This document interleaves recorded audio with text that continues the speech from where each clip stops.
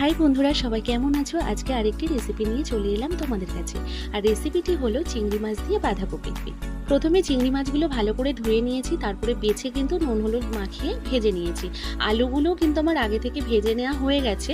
আর এই দেখো বাঁধাকপিগুলো কেটে ধুয়ে জল ঝরিয়ে নিয়েছি।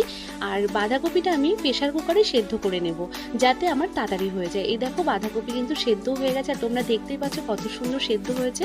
আমি জলটা ঝরিয়ে নিয়েছি।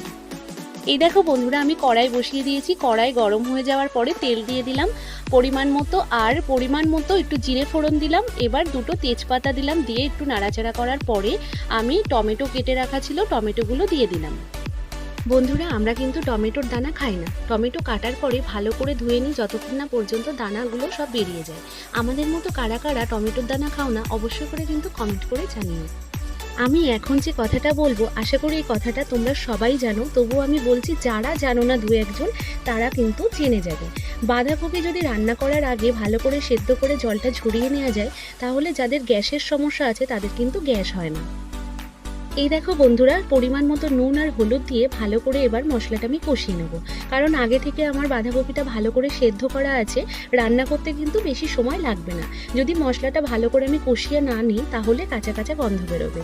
সেই কারণেই মশলাটাকে আমাকে ভালো করে কষিয়ে নিতে হবে। মশলাটা দেখো ভালো করে আমার কষিয়ে নেওয়া হয়ে গেছে। এবার আমি বাঁধাকপি সেদ্ধ করে রাখাটা আস্তে আস্তে কিন্তু আমি দিয়ে দিচ্ছি। দিয়ে ভালো করে মশলার সঙ্গে বাঁধাকপিটা মিশিয়ে নেব। বন্ধুরা, তোমরা যদি আমার রেসিপি পছন্দ করো, তাহলে অবশ্যই করে তোমরা জানিও তোমরা কি ধরনের রেসিপি দেখতে চাও আমার কাছে। আমি সেই ধরনের রেসিপি তোমাদেরকে করে দেখাবো। আর আমার ভিডিও যদি তোমাদের ভালো লাগে, তাহলে অবশ্যই করে লাইক কমেন্ট শেয়ার করতে ভুলবে না বন্ধুরা। মশলার সঙ্গে বাঁধাকপিটা আমার ভালো করে মেশানো হয়ে গেছে। এবার আমি একে একে আলু দিয়ে দিলাম। আলু দিয়ে আরেকটু নাড়াচাড়া করব। ভালো করে নাড়াচাড়া করার পরে এবার আমি চিংড়ি মাছগুলো কিন্তু দিয়ে দিলাম। চিংড়ি মাছগুলো দেওয়ার পরে এবার ভালো করে নাড়াচাড়া করতে করতেই কিন্তু আমার বাঁধাকপিটা রান্না হয়ে যাবে।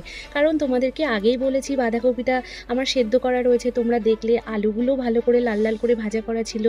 সেই জন্য কিন্তু সময়টা আমার খুবই কম লাগছে। আর এইভাবে রান্না করলে কিন্তু তোমাদেরও বন্ধুরা অনেক সময় কম লাগবে এবং তাড়াতাড়ি করে রান্না করে নিতে পারবে। বাঁধাকপিটা কিন্তু আমার হয়ে এসেছে। নামানোর আগে একটু সানরাইজের গরম মশলা দিয়ে ভালো করে নাড়াচাড়া করে নেব। পরিমাণ মতো চিনি দিয়ে দিলাম, দিয়ে কিছুটা সময় নাড়াচাড়া করে কিন্তু আমি বাঁধাকপিটা নামিয়ে নিয়েছি। কেমন লাগলো রেসিপিটি অবশ্যই করে তোমরা কমেন্ট করে জানিও বন্ধুরা।